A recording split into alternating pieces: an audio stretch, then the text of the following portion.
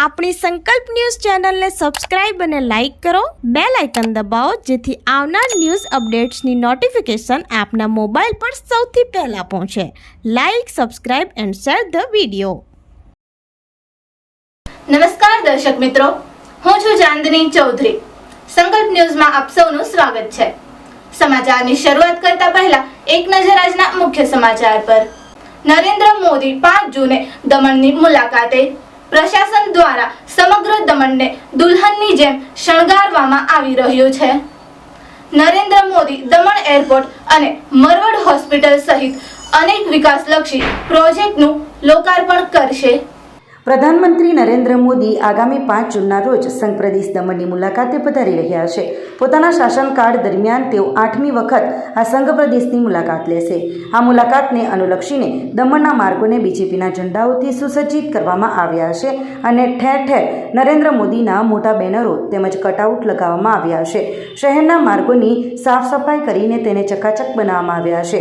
દમણ સરકારી કોલેજના મેદાન પર યોજાનાર જનસભા માટે એક વિશાળ ડોમ ઊભો કરવામાં આવ્યો છે, જેની તૈયારીઓ હવે પૂર્ણતાને આરે છે. આ વિશાળ ડોમ અને મંડપોમાં લોકો માટે ખુરશીઓ ગોઠવી દેવામાં આવી છે અને તમામ તૈયારીઓને આખરી ઓપ અપાઈ રહ્યો છે. નરેન્દ્ર મોદીના સ્વાગતમાં પ્રશાસન કોઈ કસર છોડવા માંગતું નથી અને આ મુલાકાતને યાદગાર બનાવવા માટે વહીવટી તંત્રના વિવિધ વિભાગોએ કમર કસીને તમામ તૈયારીઓ તેજ કરી દીધી છે. આ ભવ્ય કાર્યક્રમ દરમિયાન નરેન્દ્ર મોદી દમણ એરપોર્ટ અને મરવડ હોસ્પિટલ સહિત અનેક વિકાસલક્ષી પ્રોજેક્ટોનું લોકાર્પણ કરશે. માહિતી મુજબ તેઓ 3000 કરોડના વિકાસ કાર્યોનું લોકાર્પણ કરશે અને સાથે જ 1600 કરોડના નવા પ્રોજેક્ટોનો શિલાન્યાસ પણ કરશે.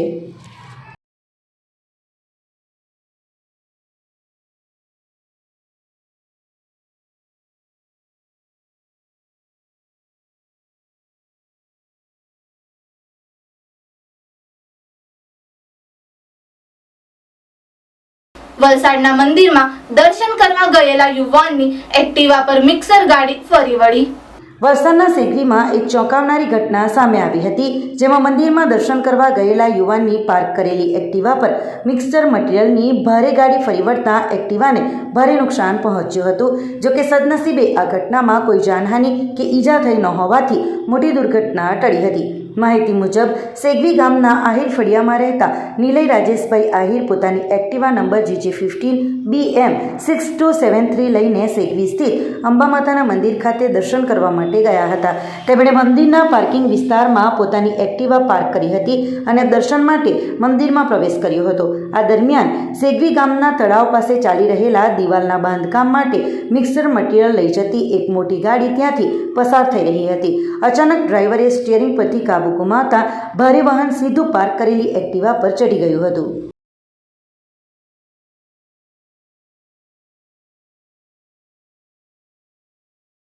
વાપી છીરીમાં IPL ઓનલાઈન સટ્ટાબાજ રમતો અરમાન ખાન ઝડપાયો.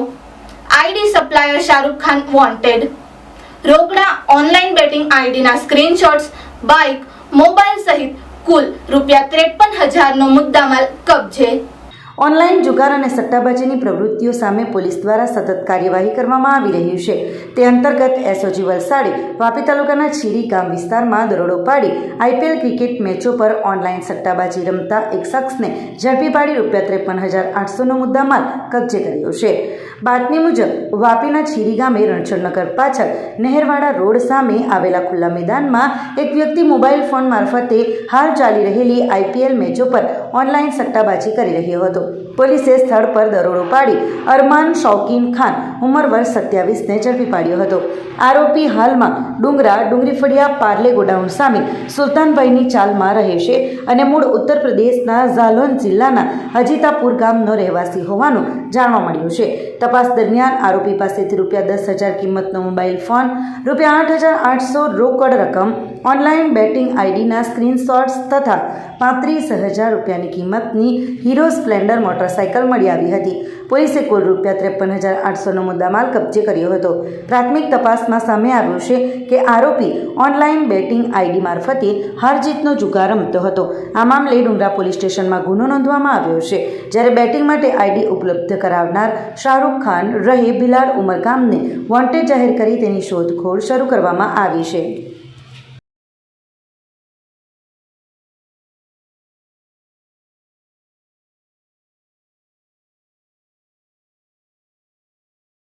પીએમ નરેન્દ્ર મોદીની દમણ મુલાકાતને વધાવવા બીજેપી દ્વારા રક્તદાન શિબિર અને બુલેટ રેલીનું આયોજન કરાયું. પીએમ નરેન્દ્ર મોદીની પ્રસ્તાવિત દમણ મુલાકાતના ઉપલક્ષ્યમાં તેમનું સ્વાગત કરવા માટે બીજેપી દાદરાનગર હવેલી અને દમણ દીવ પ્રદેશ દ્વારા દમણના કોડી પટેલ સમાજ હોલ ખાતે એક વિશાળ રક્તદાન શિબિરનું આયોજન કરવામાં આવ્યું હતું. પ્રદેશ અધ્યક્ષ મહેશ અગારિયાની અધ્યક્ષતામાં યોજાયેલી આ શિબિરમાં પ્રદેશના વિવિધ સમાજના લોકો, બીજેપી અગ્રણીઓ, કાર્યકર્તાઓ અને જનપ્રતિનિધિઓએ ઉત્સાહપૂર્વક રક્તદાન કર્યું હતું. કાર્યક્રમના સંયોજક અશ્વી દમણિયા અને નમો મેડિકલ હોસ્પિટલના મેડિકલ સુપ્રિન્ટેન્ડન્ટ દર્શન માહ્યવંશીના સહયોગથી આ શિબિરમાં 150 યુનિટ રક્ત એકત્રિત કરવામાં આવ્યું હતું. આ પ્રસંગે ભાજપ પ્રદેશ અધ્યક્ષે જણાવ્યું હતું કે પીએમ નરેન્દ્ર મોદી અને પ્રશાસક પ્રફુલ્લ પટેલના નેતૃત્વમાં પ્રદેશમાં નવા સ્ટેડિયમ, કોલેજ, હોસ્પિટલ અને એરપોર્ટ સહિતના વિકાસ કાર્યો થયા હશે, જે સૌ માટે ગર્વની વાત હશે. આ પ્રસંગે પ્રદેશ મહામંત્રી જિગ્નેશ પટેલ, સુનિલ પાટીલ, દમણ દીવના પૂર્વ સાંસદ લાલુભાઈ પટેલ, દમણ જિલ્લા બીજેપી અધ્યક્ષ ભરત પટેલ, દમણ નગરપાલિકા અધ્યક્ષા દીપિકા ટંડેલ, દમણ જિલ્લા પંચાયત અધ્યક્ષ ધરમ પટેલ, દાદરાનગર હવેલી જિલ્લા પંચાયત અધ્યક્ષા નિશા ભવાર અને સેલ્વાસ નગરપાલિકા અધ્યક્ષ સોમનાથ પાટીલ ઉપસ્થિત રહ્યા હતા. વધુમાં પીએમ નરેન્દ્ર મોદીના સ્વાગતમાં લોકોને જોડવા માટે સાંજે 4 વાગ્યે દમણના મસાલ ચોકથી એક બુલેટ રેલીનું પણ આયોજન કરવામાં આવ્યું હતું, જેમાં લોકોને પરિવાર સાથે મોટી સંખ્યામાં જોડાવાની અપીલ કરવામાં આવી હતી અને મોટી સંખ્યામાં લોકો જોડાયા હતા. हमारे देश के यशस्वी प्रधानमंत्री जी हमारे दादरा नगर हवेली दमन दीव प्रदेश में आ रहे हैं, तो उनकी ही मान में आज हमने ब्लड डोनेशन का यहाँ पर कैंप रखा है और बड़ी संख्या में आप लोग देख सकते हैं, लोग ब्लड डोनेशन के लिए आ रहे हैं. ये खुशी की बात है हम सब के लिए कि हमारे विश्व के सबसे बड़ा नेता हमारे प्रदेश में आ रहे हैं, दमन में आ रहे हैं. तो आज हमने इसी के लिए आज हमने ब्लड डोनेशन भी रखा है और कल हमारी एक बुलेट रैली भी है, उनमें भी हम लोगों को आमंत्रित करते हैं, आप आइए, जोड़िए और हमारे देश के जो यशस्वी प्रधानमंत्री जी आ रहे हैं उसके मान सम्मान में हर एक बच्चा, हर एक इंसान अपने घर से निकले और बड़ी संख्या में जो हमारा कार्यक्रम स्थल है वहाँ पहुँचे. इसी में आप सबसे आह्वान करता हूँ, अपील करता हूँ. कल मसाल चौक से शुरू होगी और हमने प्रयास करेंगे सारे हमारे जो दमन के विस्तार है उस विस्तार में हम बुलेट लेके आमंत्रित करेंगे लोगों को. विद डीजे के साथ में हम निकलेंगे और लोगों को आमंत्रण देंगे.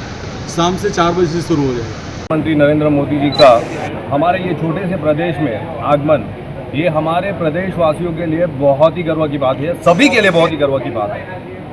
उनके माननीय प्रधानमंत्री ने जो विकास किया है पूरे देश भर में, हमारे प्रदेश की बात करूँ तो हमारा प्रदेश के ऊंचाइयों पर पहुंच रहा है.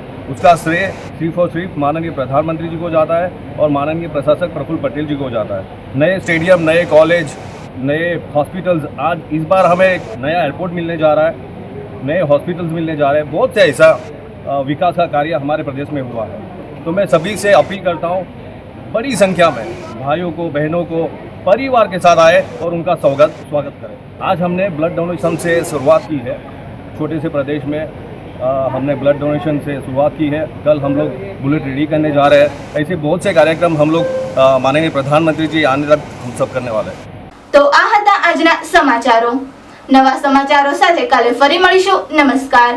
આપણી સંકલ્પ ન્યૂઝ ચેનલને સબસ્ક્રાઇબ અને લાઇક કરો, બેલ આઇકન દબાવો, જેથી આવનાર ન્યૂઝ અપડેટ્સની નોટિફિકેશન આપના મોબાઈલ પર સૌથી પહેલા પહોંચે. Like, subscribe and share the video.